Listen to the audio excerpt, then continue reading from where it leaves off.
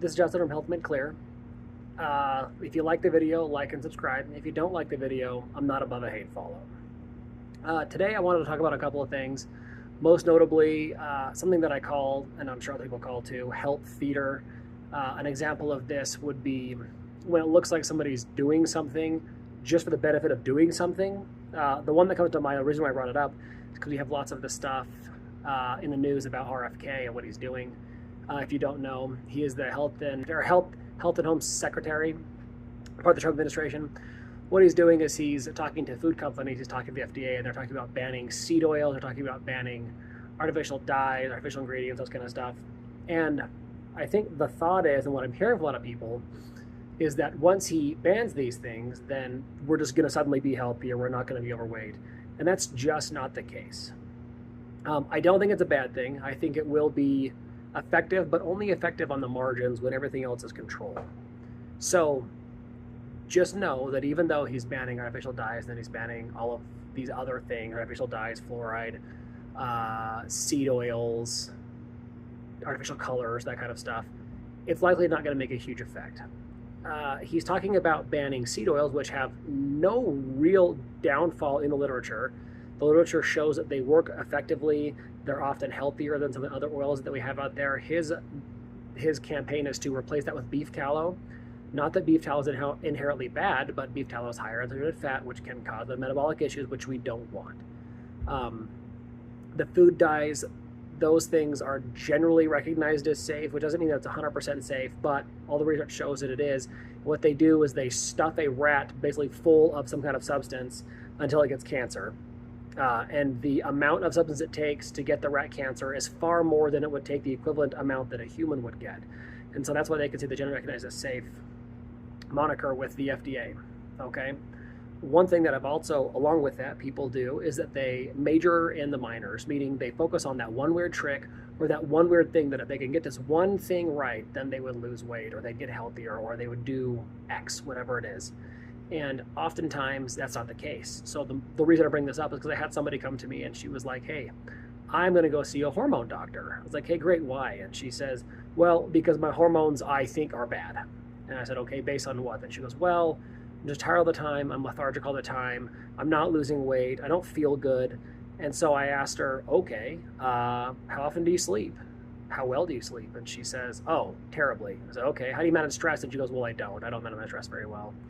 I said, how's your diet? And she goes, oh, that's actually better. I'm doing a lot better at eating better. I said, okay, great. So of the three things that I asked you, you're doing poorly on two and just started doing well on the other.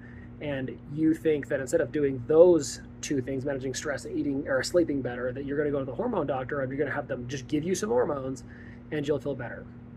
It doesn't make a whole lot of sense. Any good endocrinologist should look at you and be like, how are you sleeping? How are you managing stress? And when you say I'm not, they should not throw meds at you or hormones at you. They should say, okay, go do those things. Because for the most part, hormones being managed is not like it is a super quick fix. You don't just feel better immediately.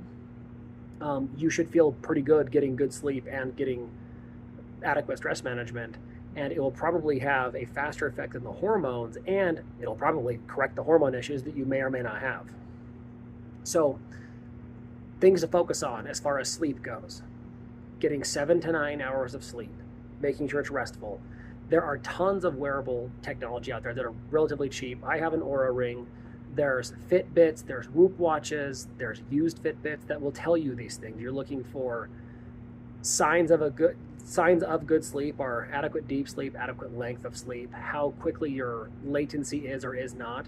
If you're falling asleep way long, it's not good. If it's taking you like 5 seconds to fall asleep, that's not good either. What your HRV is, or heart rate variability, that kind of shows how well your body's recovering. When your heart rate drops, all of these wearables will track it and they'll give you easy breakdowns of what they mean. I'm going to do a video on those later. And then managing stress. Super simple, super important, really overlooked, always underrated as far as how important it is. Easy ways to manage stress are like obvious square breathing if you're stressed in the moment. Some people journal and they write down all their thoughts. They kind of word vomit on a paper in the journal and they throw it away. Moving, just getting out, being out in nature has been shown through studies that it helps a lot with stress management as well.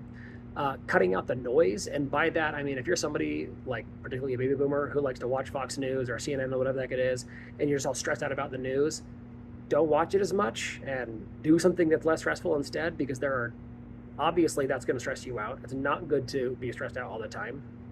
Other things that you can do are socializing with people. Compassionate touch is a big thing. There are studies that show that there's medications that help lower stress that are almost, or if not less effective as just like cuddling with your spouse or with your significant other.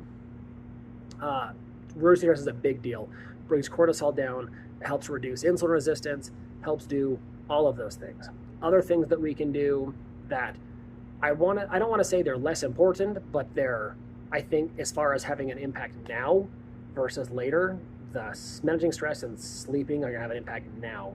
Things that are just as important, but I don't think will have an impact quite as quickly, would be like stop smoking. If you do, just like knock it off. There's virtually zero benefit to it.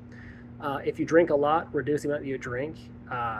Be like a fairly light social drinker if you have to drink at all, because there's not really a whole lot of benefit to alcohol other than what seems like the social benefit to it. Get out, move more, walk.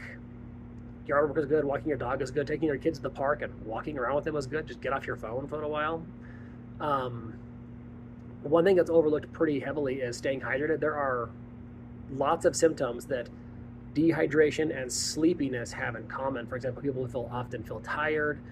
They will feel like they don't have any energy. They'll feel lethargic. They feel hungry. And some people confuse hunger for dehydration. And often people are just dehydrated and maybe they have slept plenty.